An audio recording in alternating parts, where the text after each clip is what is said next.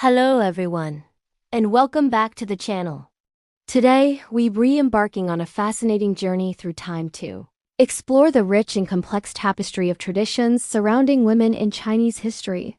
From ancient ideals to modern transformations, the story of Chinese women is one of resilience, intellect, and profound cultural significance.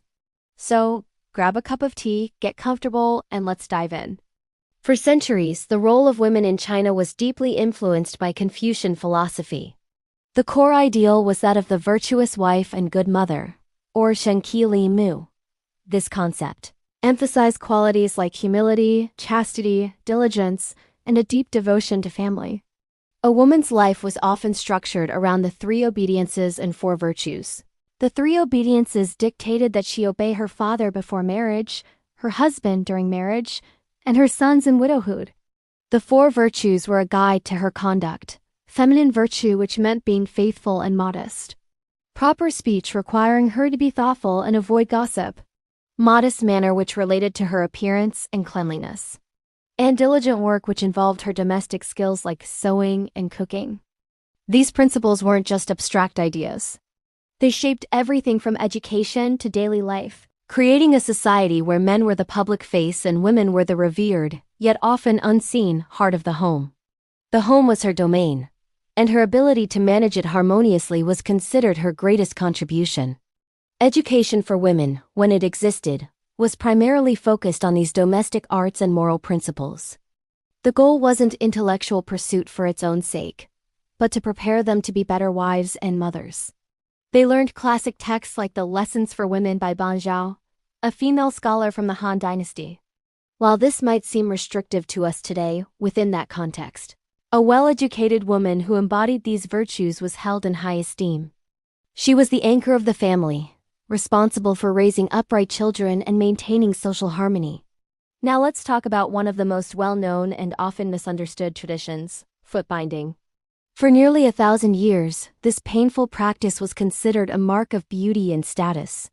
Tiny bound feet, known as lotus feet, were seen as incredibly alluring, and a sign that a woman was from a wealthy family and didn't need to perform manual labor. The process was agonizing, but mothers bound their daughters' feet in the hope of securing them a good marriage. It was a symbol of refinement and feminine delicacy. Thankfully, this practice was officially banned in the early 20th century, as society began to question such harmful traditions and embrace new ideas about women's bodies and freedom. Marriage itself was a cornerstone of society, but it was rarely about romance. Marriages were typically arranged by families, often with the help of a matchmaker. The primary considerations were social status, wealth, and creating strong alliances between families. A bride's dowry was a significant part of the negotiation, representing her family's wealth and providing her with some security in her new home. On the wedding day, the bride would be carried to the groom's house in an elaborate sedan chair, dressed in a stunning red gown, as red symbolizes luck, joy, and prosperity in Chinese culture. Upon entering her new home, she was expected to integrate into her husband's family, showing respect and obedience to her parents-in-law. But the story doesn't end there. The 20th century brought sweeping changes to China, and with them, a dramatic transformation in the lives of women.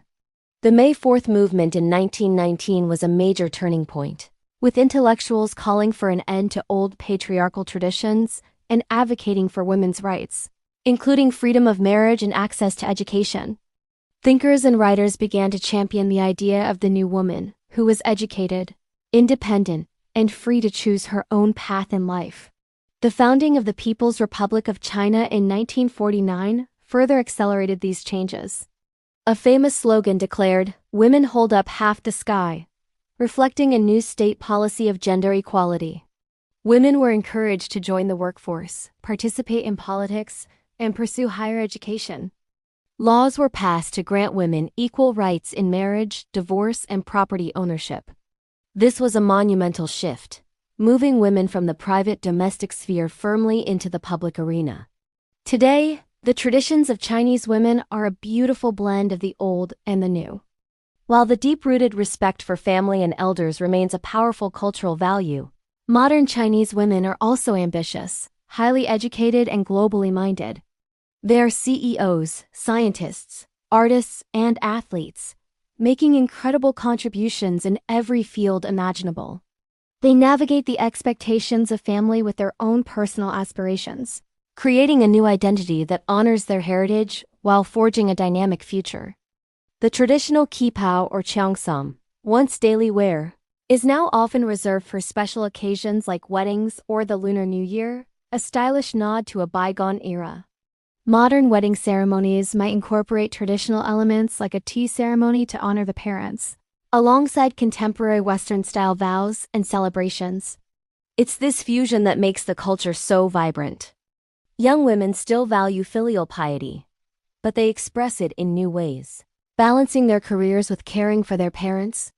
So, when we look at the traditions of Chinese women, we see an incredible evolution. It's a story of moving from the inner quarters to the global stage, from prescribed roles to limitless possibilities. It's a testament to their strength and adaptability, preserving the essence of their culture while embracing the opportunities of the modern world. The legacy of the virtuous wife and good mother hasn't disappeared. Rather, it has expanded. Today, a good woman can be a loving mother and a successful professional, a dutiful daughter and a bold innovator. She continues to be the heart of the family, but now she also helps hold up half the sky in every aspect of society. Thank you so much for joining me on this journey today. I hope this gave you a deeper appreciation for the fascinating and inspiring story of women in Chinese culture. If you enjoyed this video, please give it a thumbs up. And don't forget to subscribe and hit that notification bell so you won't miss our next exploration. What other cultural topics would you like to learn about? Let me know in the comments below. Until next time, take care.